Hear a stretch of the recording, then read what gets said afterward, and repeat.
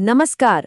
भारतीय शिक्षा प्रणाली एक बेहद बड़े और महत्वपूर्ण बदलाव के दौर से गुजरने वाली है। सीबीएसई यानी central board of secondary education class 9 के लिए अपना नया 3 लैंग्वेज फॉर्मूला लाने जा रहा है। ये एक ऐसा मास्टर स्ट्रोक है जो आने वाले वक्त में पढ़ाई के तरीके और भाषा चुनने के पूरे सिस्टम को बदल कर रख देगा। तो चलिए इस नई पॉलिसी की हर एक परत को खोलते हैं। चलिए इसमें थोड़ा गहराई से उतरते हैं और इस साल यानी 2026 पर फोकस करते हैं। ये सिर्फ एक रैंडम संख्या नहीं है, ये वो वर्ष है जब क्लास 9 के छात्रों के लिए नियम पूरी तरह से बदल जाएंगे। सबसे बड़ा सवाल दिमाग में यही था कि आखिर ये मैंडेट जमीन पर उतरेगा कब, और जवाब इस साल में छिपा है। और अगर बिल्कुल सटीक तारीख की बात करें तो ये नया फॉर्मूला 1 जुलाई 2026 से पूरी तरह लागू हो जाएगा।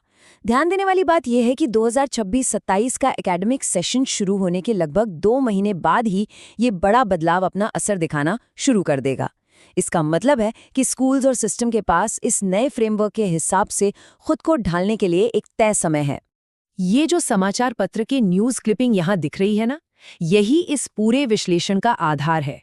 इसमें सीबीएसई की इस नई योजना का पूरा कच्चा चिट्ठा मौजूद है। इस एक्सप्लेनर का मकसद यही है कि इस आर्टिकल में छुपी हर छोटी बड़ी जानकारी बिल्कुल सटीक और आसान शब्दों में सामने आए, ताकि फैक्ट्स बिल्कुल क्लियर रहें। आज के इस विश्लेषण में इन 5 मुख्य बिंदुओं पर बात होगी। पहला, 2026 का सीबीएसई मैंडेट। दूसरा, इन 3 भाषाओं का नया समीकरण। तीसरा, इंग्लिश भाषा पर आने वाला शिफ्ट। चौथा, किताबों और टीचर से जुड़ी लॉजिस्टिक्स। और आखिर में इस भाषा नीति का ऐतिहासिक संदर्भ। तो शुरुआत करते हैं पहले हिस्से से, द 2026 सीबीएसई मैंडेट। आखिर इस पूरे फ्रेमवर्क की बुनियाद क्या है?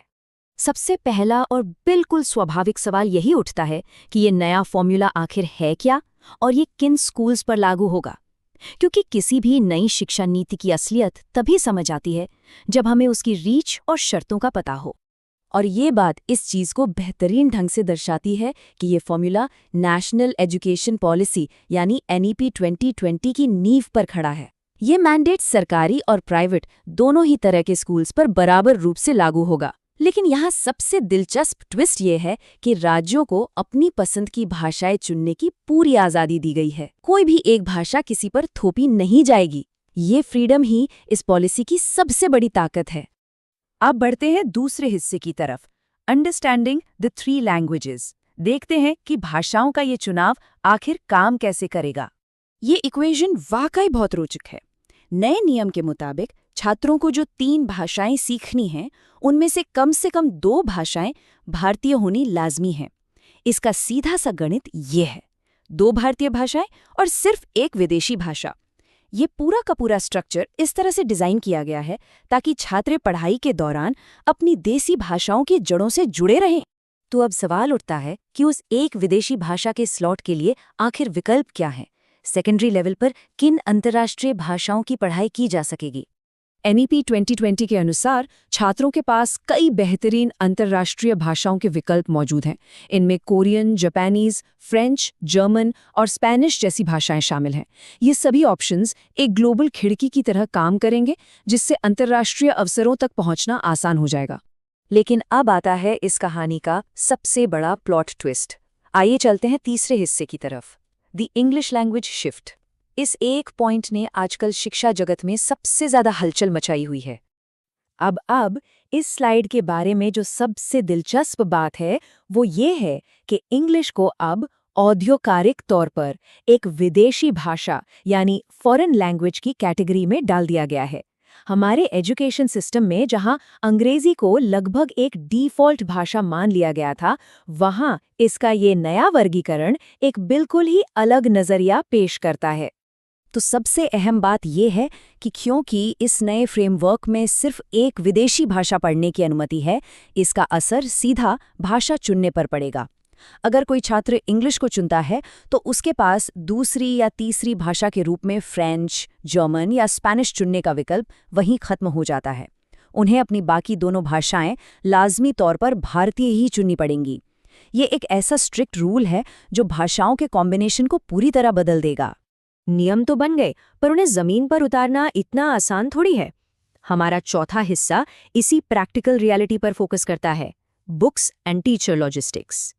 रियलिटी में जमीन पर आते ही सीबीएसई के सामने दो मुख्य चुनौतियां हैं। पहली प्रॉब्लम है क्लास 9 के लिए तीसरी भाषा की अलग से टेक्स्ट बुक का ना होना। इसके अंतरिम समाधान यानी इंटरिम सोल्यूशन के तौर पर बोर्ड ने कहा है कि छात्र तब तक अपनी चुनी गई भाषा की क्लास 6 की टेक्स्ट बुक इस्तेमाल करेंगे जो 2026-27 एडिशन की होगी। दूसरी बड़ी चुनौती है स्कूल्स में क्वालिफाइड भारतीय भाषा टीचर्स की भारी कमी।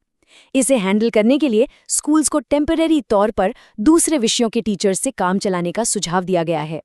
अब भाषा पर चर्चा हो और देश के इतिहास की बात ना आए, ऐसा तो हो नहीं सकता। इस पूरे विषय की गहराई समझने के लिए आइए अपने आखिरी हिस्से पर आते हैं, द हिस्टोरिकल लैंग्वेज कॉन्टेक्स्ट। यहाँ एक बहुत ही जरूरी सवाल उठता है, आखिर ये 3 लैंग्वेज फॉर्मूला ऐतिहासिक रूप से हमेशा इतने विवाद का विषय क्यों रहा है? भाषा के नाम पर आखिर इतनी शिद्दत क्यों होती है? आइए आगे बढ़ते हैं और देखते हैं कि ये आगे कैसे जुड़ता है। भाषा पर आधारित नीतियां बहुत लंबे समय से केंद्र सरकार और तमिलनाडु की राजनीति में टकराव का एक मुख्य मुद्दा रही हैं। इस फ्रिक्शन का इतिहास आज या कल का नहीं, बल्कि दशकों पुराना है। बात दरअसल 1937 की है, जब मद्रास सरकार ने स्कूल्स में हिंदी को अनिवार्य यानी मैंडेटरी कर दिया था। तब इस फैसले का जस्टिस पार्टी और पेरियार जैसे द्रविड़ नेताओं द्वारा बेहद पुरजोर विरोध किया गया था। ये हिस्टोरिकल फैक्ट इस बात को बिल्कुल न्यूट्रली स्पष्ट करता है कि शिक्षा में भाषा का मुद्दा हमेशा से कितना संवेदनशील रहा है और इसका सामाजिक और राजनीतिक असर कितना गहरा होता है। आखिर में एक बड़ा सवाल दिमाग में गूंजता है, एक तरफ भारतीय भाषाओं को इतनी प्राथमिकता देना और दूसरी तरफ इंग्लिश को एक विदेशी भाषा के रूप में कैटेगराइज करना। ये बड़ा कदम छात्रों के भविष्य और उनकी ग्लोबल रेडीनेस को आने वाले वक्त में किस तरह आकार देगा, ये आगे चलकर ही पता चलेगा। पर एक बात तो बिल्कुल तय है कि शिक्षा की दिशा अब एक बिल्कुल नया मोड़ ले रही है।